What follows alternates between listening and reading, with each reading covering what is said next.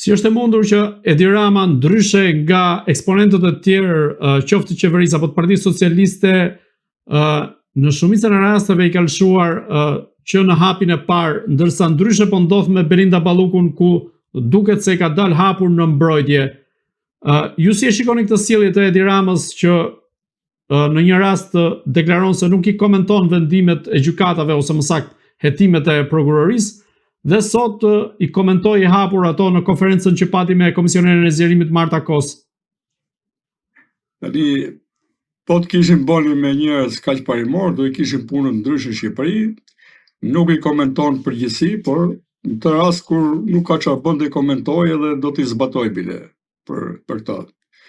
Se po drejton një qeveri, ne kemi të shprehjen e urtë, shtëpia me tjekulla, qeveria me rregulla.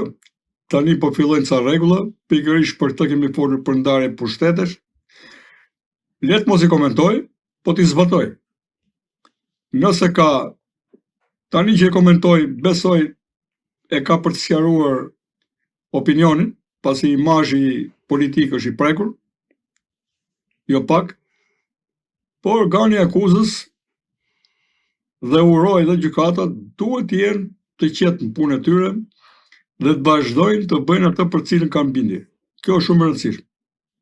Nuk besoj se emocionohen më, besoj palët kanë treguar në eshtje që secili do bëj punën vet, nuk ka më lëshime, dhe një pjesë e mirë e organit të akuzës e ka kuptuar që puna duhet të vazhdojë të bëhet më me përkushtim, asgjë nuk është e pamundur. Mund të kemi nesër kërkesë për një numër jo të vogël njerëzish që do pezullohen. Pra duhet shohë çdo njeri dhe çdo institucion, çdo pushtet duhet ta shohë të keqen ke vetja, jo tek pushtetet e tjera. Kjo është loja në demokraci.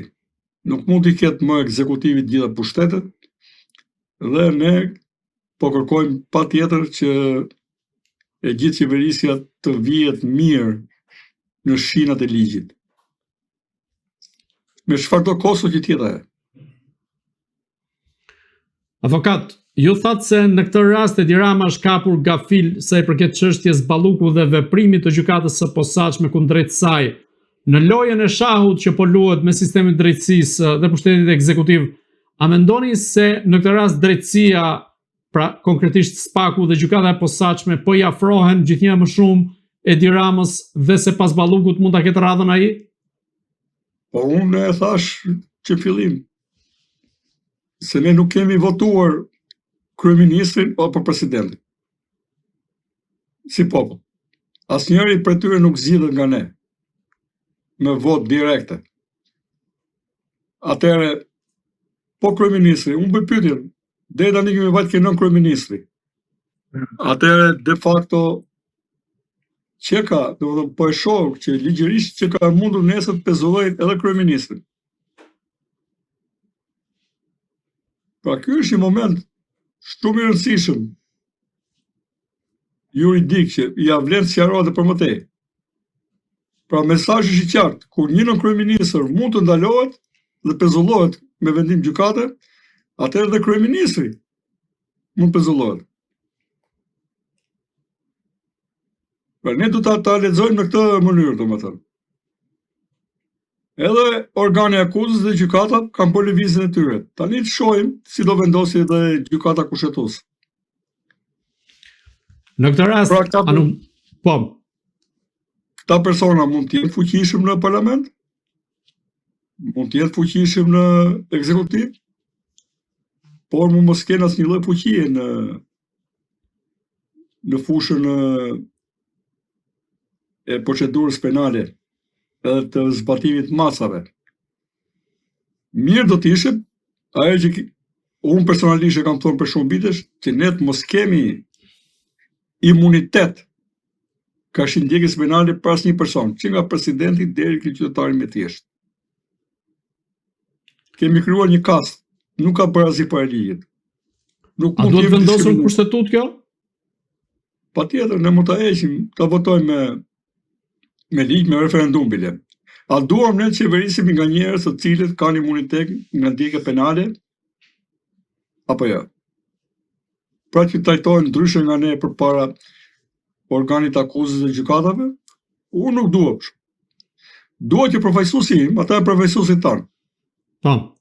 Ne jemi aksionerët e Shqipërisë dhe zgjedhim përfaqësuesit tanë. Tani, a mundet që aksionerët e një ndërmarrje të jenë në gjyq përpara ndjekjes penale të diskriminuar në krahasim me ata që ata zgjedhin, me shërbëtorët publik të tyre? Se qeveria presupozohet që është shërbëtor publik, po dhe deputetët.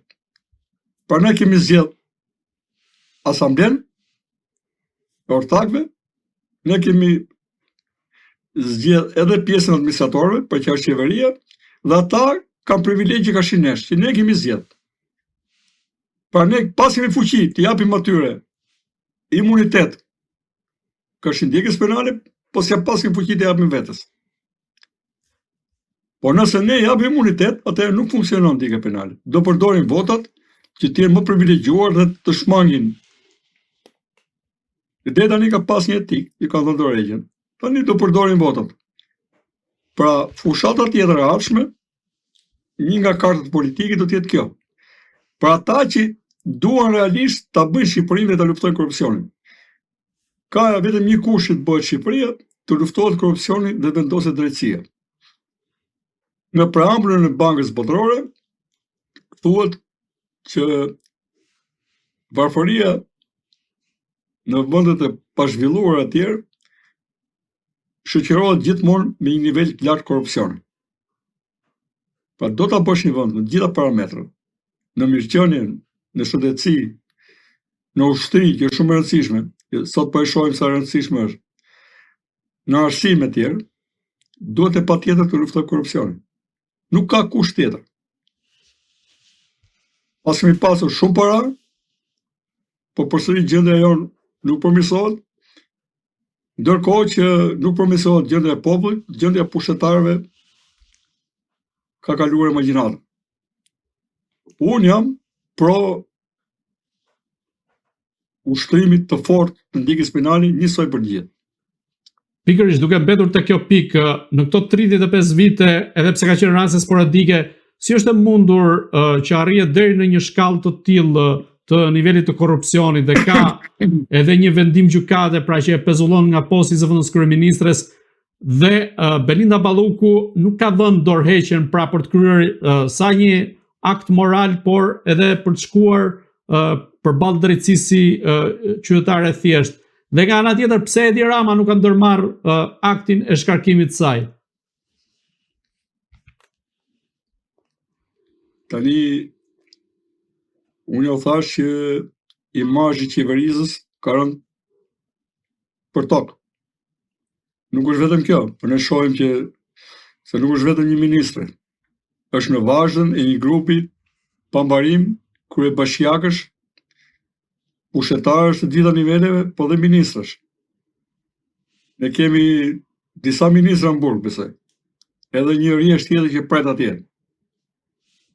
Dhe mund të kemi perspektive procedurash apo mbyllje procedurash në hetim që mund të konkludojnë me fillim procesës dhe komunikim akuzë shumë shpejt.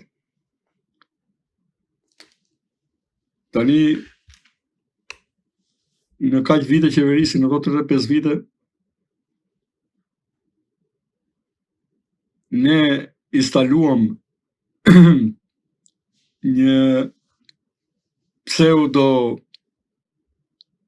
audit, për nuk kemi pas kontrol të brendshme, të cilat për mua duhet të ballafaqohen me ndjekje penale për shpërdorim të qëllishëm detyrës, pra mosveprimi i cili në ka sjellë pasoja,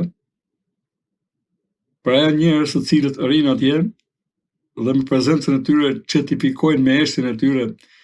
Pra nëse prokuroria gjen një tender që ka shkelje, ndërkohë që auditi e ka kaluar, e ka për detyrë ta shohë çdo tender, çdo prokuritari të ndërmarrjes. Atëherë, pikërisht duke filluar nga ky moment, ne duhet të ngrem parametrat me të cilat ngrihet një qeverisi. Pra siç kemi auditimet, pra compliance, ashtu dhe problematikën e analizës së riskut.